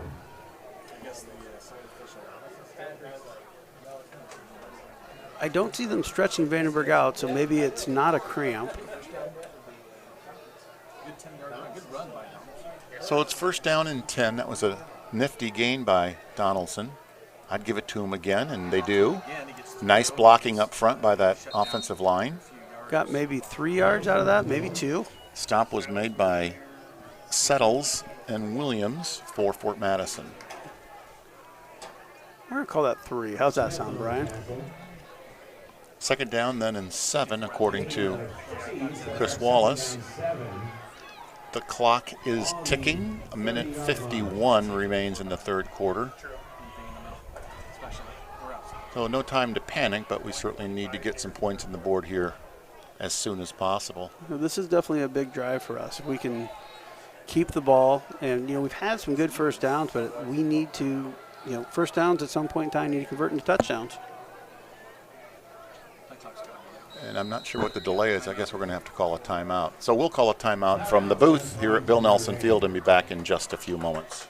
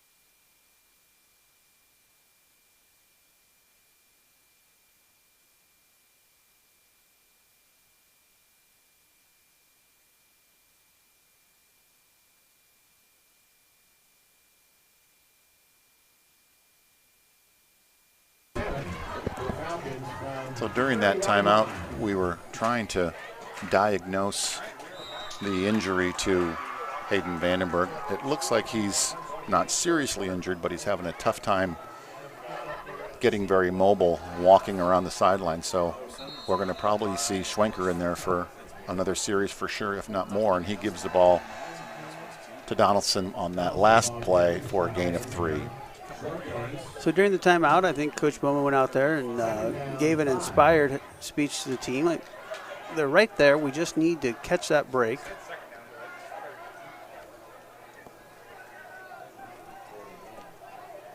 And we're going to probably see the end of the third quarter on this play. First down would be welcomed right about now. Yeah, Vandenberg can't even run. He's trying to jog. Oh, a snap over the top. Trayvon Donaldson picks it up. Unfortunately, has nowhere to go. Well, that's unfortunate. We have had really good snaps the entire game, and that was just an unfortunate. Again, I got to give Donaldson kudos for a heads-up play. You shouldn't probably try to scoop and pick those up. You're supposed to, at least from a fundamental standpoint, jump on a ball like that. But he picked it up and tried to do something with it, and got to give him credit for that. Unfortunately, he wasn't able to find much daylight, and we'll let the clock run down and end the third quarter with your score Fort Madison 16, WBND 0.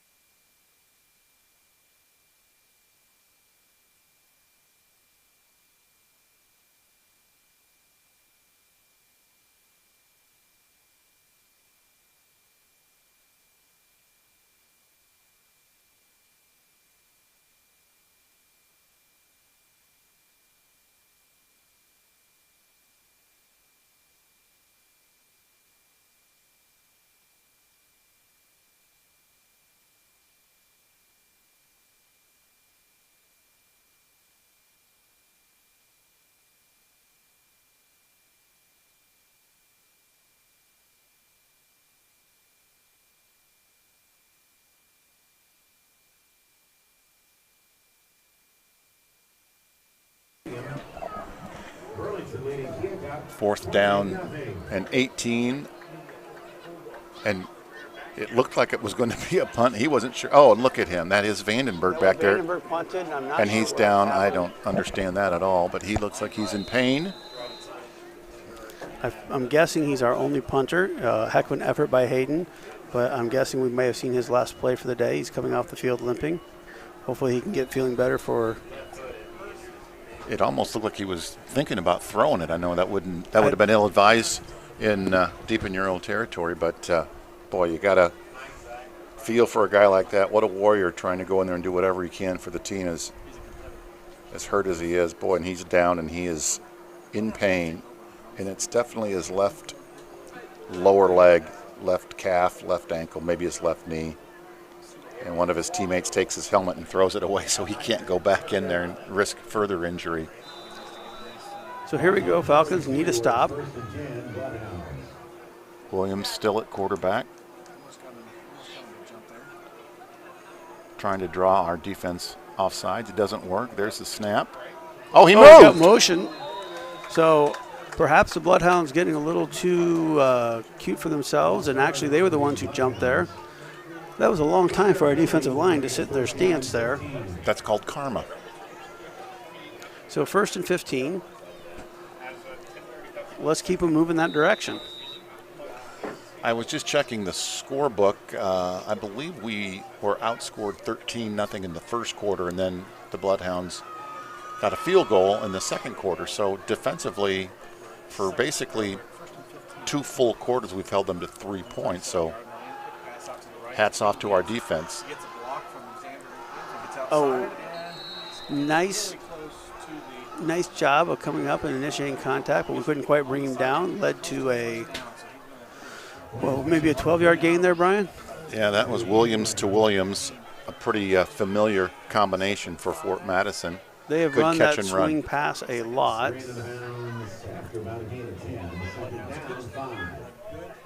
It looked like he gained more than that, so Must have stepped out of bounds. yeah, 2nd and 5 now.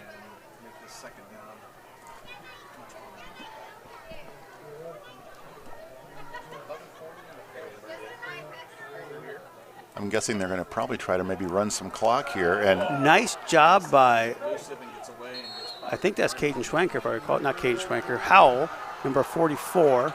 he came wrapped up him and- up good. And kind of like that spinner move, said go find a guy and hit him and tackle him, whether he's got the ball or not, Yep. and that's what he did. And I think probably kind of disrupted that play a little bit to let our defense kind of catch up. That might have been Howell that was in there. I think it was Howell. Yeah. I think I said Schwenker, but it was Howell. Yeah.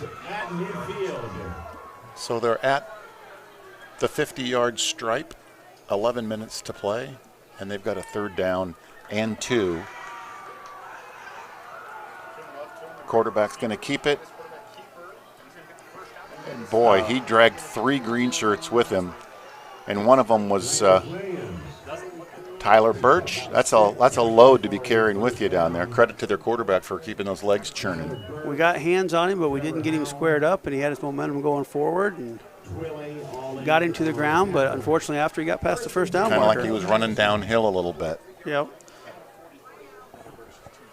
And you know, when you got a 16-point lead, you're in the fourth quarter, don't have to make anything special happen, get a little bit of momentum and put your head down and just keep moving. And you got a defensive line there that's been playing both ways a fair amount. Yeah, probably a little tired. There's the give to number 2. That's Teague Smith.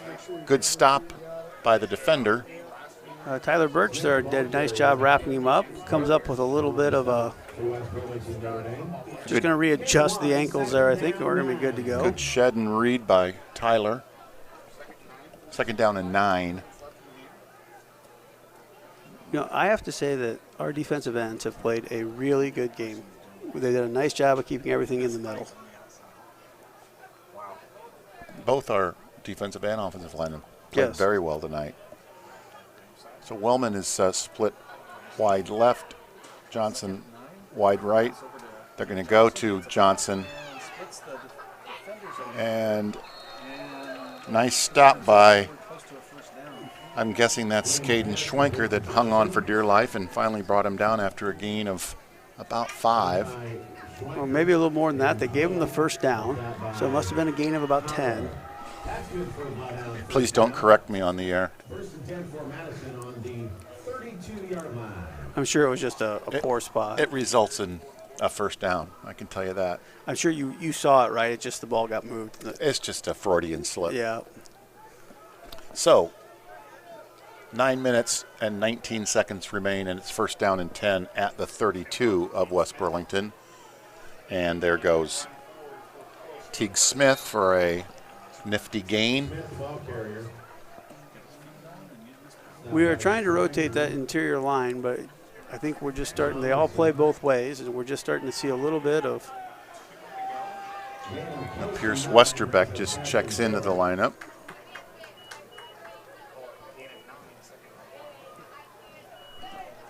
Second and 1 for the first down. I'm going to assume you're going to see a run. They're not going to be throwing the ball, I don't think, but I've been wrong before. Not very often, though, Brian. Timeout by the Falcons. Let's step away, and we'll be right back after these words.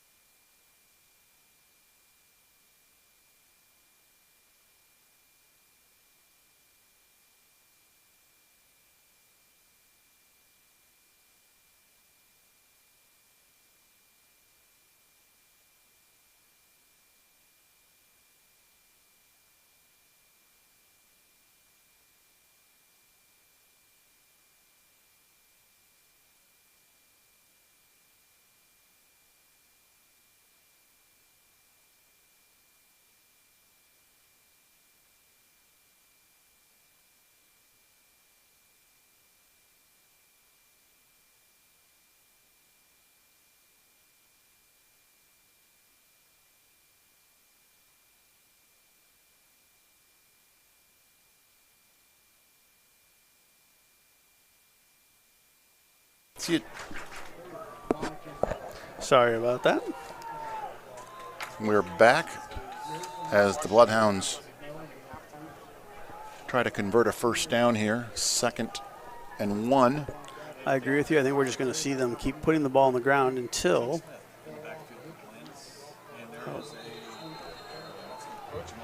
And we're going to give them a first down because someone got too anxious up front for the Falcons. We've been doing a great job of getting off the ball, and unfortunately just a little bit anxious there. Gives us a chance to reset. It was 2nd and 1 anyway. Probably going to have a hard time stopping that first down, but maybe we can now reset and get a good stop here on first down.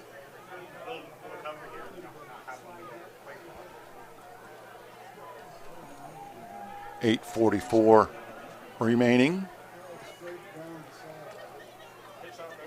Oh, So we were incorrect. They are going to throw the ball, but good news is the Falcons were fully ready for it. And a heads-up play by Caden Schwenker. Stuck his head in there and slowed down the progress for a gain, actually a loss of 1. So I think we have to have, obviously, our stand here. We can't afford to give up any points. If they want to put it in the air again, I think that would be all right. Maybe we could get our hands on it.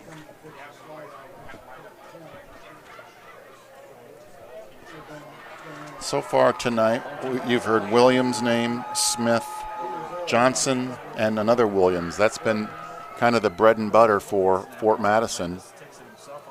And Williams is just kind of looking for some space, finds some, and kind of rambles down. All right, we do have a flag after the play. I think this is going to be coming back. I think we're going to get unnecessary roughness on one of the linemen for the Bloodhounds.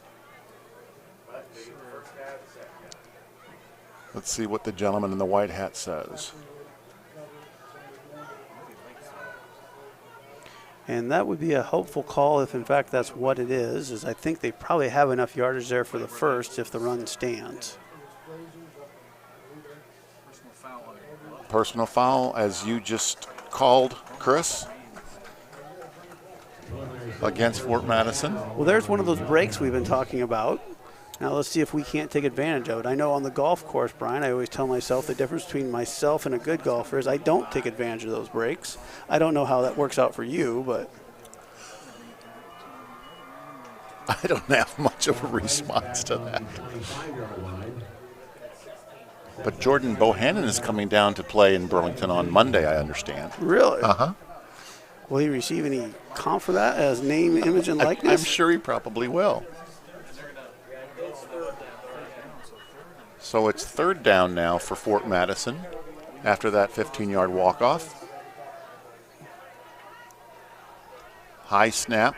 Williams is getting chased by Howell. And he's got a wide open receiver. Somewhere we dropped the coverage there. I'm not sure exactly what happened, but unfortunately just right down the middle. He just kind of threw it up down the middle, and there was a Bloodhound waiting for it.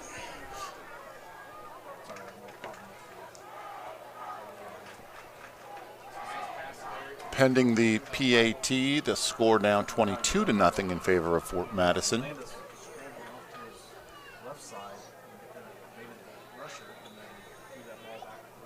Pretty good throw, and of course it's not too tough to hit a wide open target like that, but good connection, good kick. Good pressure up the front, but couldn't quite get there. We've definitely put plenty of heat on that quarterback. So 23-0 here with 7.5 left. I think it would be nice if the Falcons could get a drive, get some points on the board. Just to build some morale. But well, this game I think is it would take a Rudy type of effort, I think, but we've seen that happen before. Anything can happen. We just need a couple of explosive plays that would. It's not hard to go back through this game at this point in time and say to yourself, if that one would just bounce one way or bounce a different way, we could have a different score, but we don't. It's 23-0, but I think the Falcons so far have had a really good showing today. I think, I want to say Fort Madison was 6-3 last year. I think they're probably projected to be a similar record this year, so this is a pretty good team that they're going toe-to-toe with. And they played Keokuk last week, and our colleagues from Fort Madison were talking about how impressed they are with our size, our physicalness, and our quality of play tonight. They're impressed. Now, yeah, the scoreboard shows a shutout, 23-0, but we got nothing to be ashamed of. Well, I think, you look at last week's game, got away from us. We had running clock for almost the entire second half. Maybe I even had it in the beginning of the first half. I can't remember if they could start running clock yet then or not, and I think Fort Madison won 42 or 43-0. So lots of positives here today. Let's finish up with a nice finish. Wellman kicks a burner, and Donaldson picks it up. He finds us some space, sheds another couple tackles, tight ropes down the near sideline. There's a big play. Yep. Trayvon Donaldson does a nice job coming up the sideline. He got a couple blocks. Looks like Vandenberg is coming back into the game. I am shocked. Heck of an effort by him as the rain comes down. I don't second guess his guts and his effort, but boy, I sure hope he doesn't hurt himself even worse down 23 points. Can't fault him or the coach for giving the kid a chance, but boy, I hope he's healthy enough to be effective out there. So Vandenberg now, as you pointed out, is back, quarterback. 1st and 10. I'm guessing he's going to hand off or pass. Nope, he's going to run. And he almost fumbled it. Tried that play we've had some success with where he fakes it off to Donaldson and then kind of follows him through the hole, but off to the left a little bit. But the Bloodhounds were kind of ready for it on that one, I think. And you know, if you've got someone that's hobbling around, you're going to, almost like blood in the water, you're going to try to. Well, it might have just a timing might have been off there, but we did get positive yardage, so rain is coming back down again. Yeah, he got one.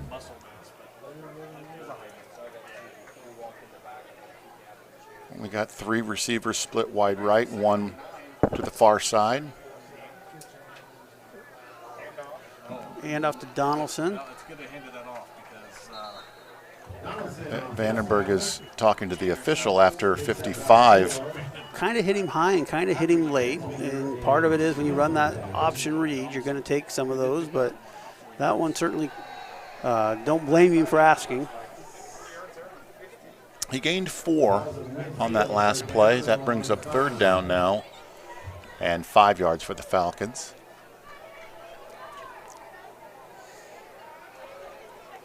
Running our trips formation here off to the right. And he keeps it, and he's going to run around the left side. Vandenberg with a nice run up to almost the left a side. horse collar tackle, but good pursuit, but a courageous run. He can hardly stand up on both legs, and he's still running like he's. It looks like he's not the only Falcon kind of struggling a little bit here. Fatigue is setting in. But again, there is no quit in these Falcons. They are fighting tooth and nail here, down 23-0, outnumbered, putting together a drive inside on the 40-yard line. 5 minutes, 28 seconds, and that clock is running. Vandenberg's going to give it. Nice penetration right up the gut to Donaldson. So I thought that the right side did a nice job of collapsing that. There was a hole there for a second. We just maybe a half step, didn't quite get our blocks there, but the Bloodhounds were quick to fill that hole.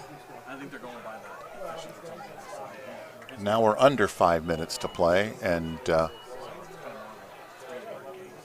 sure like to see some points on the board for the Falcons. They've earned it. They've played their butts off tonight, and again, that's a nice 3-yard gain. So there's a pass. Oh! Boy, it looks like Kip just slipped right through his hands. I'm sure that ball's a little wet. Yep, maybe just a little bit behind him there. Did a nice job of turning around and get his hands on it, and a good thing he did. I think there was a Bloodhound that was maybe had eyes of a pick 6. I think that was Tate Johnson back there on the defensive side of the ball. I don't know, Brian, but I feel like I hear you mention that name a lot, Tate Johnson. Well, between, I said, the 2 Williams, Johnson, and Smith, they all sound like ordinary names, but they're extraordinary athletes. Yeah, they have been the key to the success for Fort Madison this evening. 3rd and 7. Quick pitch to Donaldson. He slips as he cuts, and we have a flag of where it's thrown at. It's usually not good for the offense. And it's going to be a hold on the green. Brings up an interesting decision for Fort Madison. Do you take 4th and 4 or 3rd and 15? I say you back them up. 3rd and 15. But again, I'm not a coach, and neither are you. I think Coach Doherty, well, it's going to be more like 3rd and 20 from where they're calling that. I didn't see it. I'm not saying we didn't do it, but I didn't see it.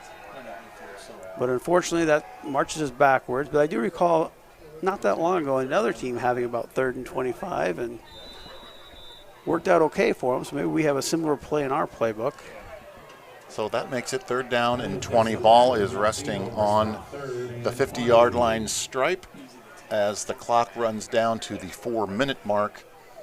Let's see if we can get a little magic here and get a first down.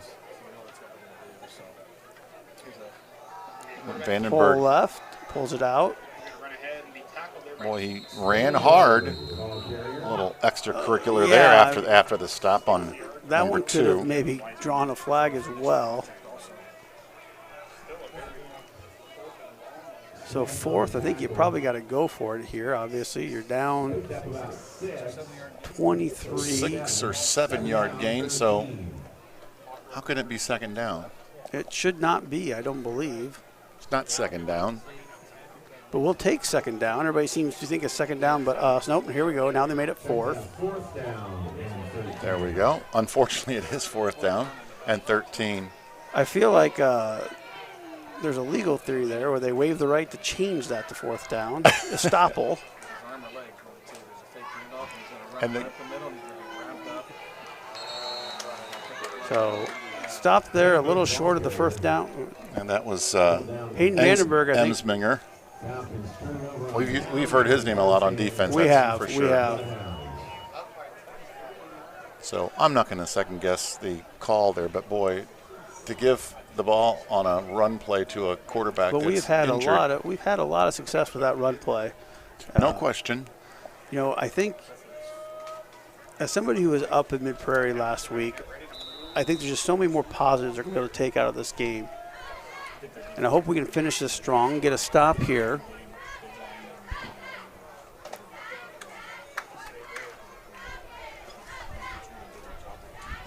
Three minutes and 13 seconds now remain in the game.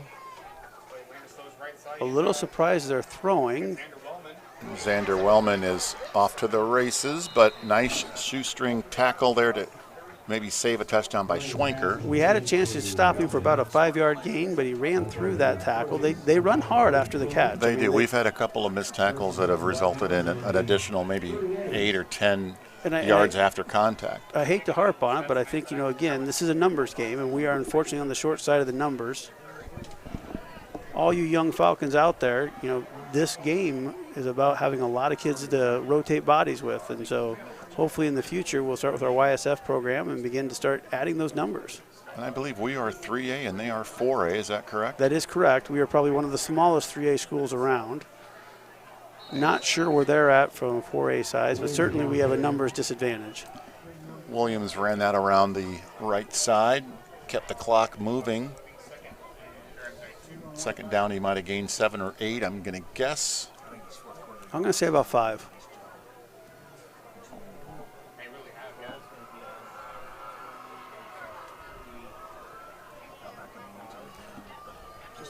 You know, Brian, I take a look out at our stands are still full, a couple of rains, just a great turnout today. I hope we get that all season long. I agree. Lots of noise from this side of the field, and there's not a whole lot to cheer about in regards to points. We got a fumble.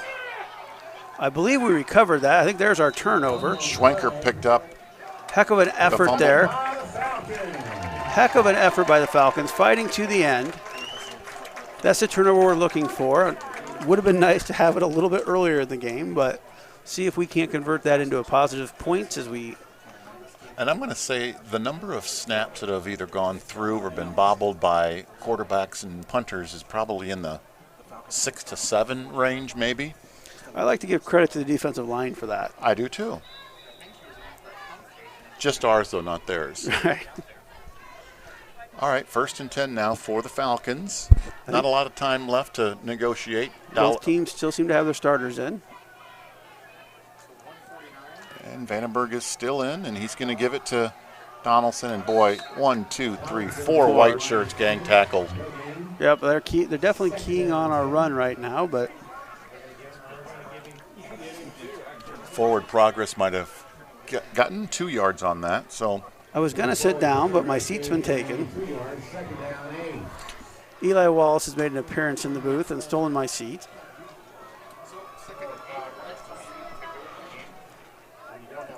minute 20 remains, and it's 2nd down and 8. And we're going to run it again. Vandenberg twists and tries to lunge ahead for an extra yard or two. He might have gained. So I think the good news is whatever was bothering Vandenberg, I'm sure he's going to be really sore tomorrow, but clearly he's able to play with it. He's not afraid to play with pain. Wouldn't mind to see us take maybe one shot down the field just to see what might happen, but probably our last play of one of our last 2 for sure, I would guess. That clock is moving quickly below the 37-36 mark now. And we're going to have an official's timeout on the field, I think, Brian. Oh, it's a equipment issue with Travian's shoulder pad. I think maybe you consider just taking a timeout here so that you can put him back in the game. Well, it looks like Travian's taking his helmet off and he's going to grab some bench. And it must have. Not sure what happened there. 35 seconds remain, so don't know how much he could have done if he did stay in there. And looks like Vandenberg going to get some instructions from Coach Bowman. Not sure who number 19 is, but he's going to make his first appearance in the backfield today. Looks like it's Lance Steinhoff. Well, welcome to the game, Lance. And Vandenberg's giving him some tips back there, and boy, that didn't go anywhere, unfortunately. And some of that boisterous student section has started to file for the exits. And that's going to probably do it as the clock now winds down to zeros. I know I'm a biased opinion on this, but I think this was a heck of an effort by the Falcons. Obviously, nobody's looking for moral victories, but that was a hard-fought game. They played nothing to be ashamed of. I think they played Fort Madison very tough. You have to look for improvement regardless of whether you score or not, and I think you'd agree. There was a lot of improvement over the first game last week, and let's hope we can see some improvement next week. I believe we travel to Mediapolis next week. That'll be Mediapolis is actually playing the Tipton Tigers tonight. I don't know what that score is like, but hopefully we'll all heal up for that game and we'll come back, and I know the Falcons will give it their best effort. So we will say goodnight from Phil Nelson Field. Thank you for tuning in, and we'll be back for the next home game right here on the Falcon Funcast on the WBISD.com streaming website service, saying so long, everybody.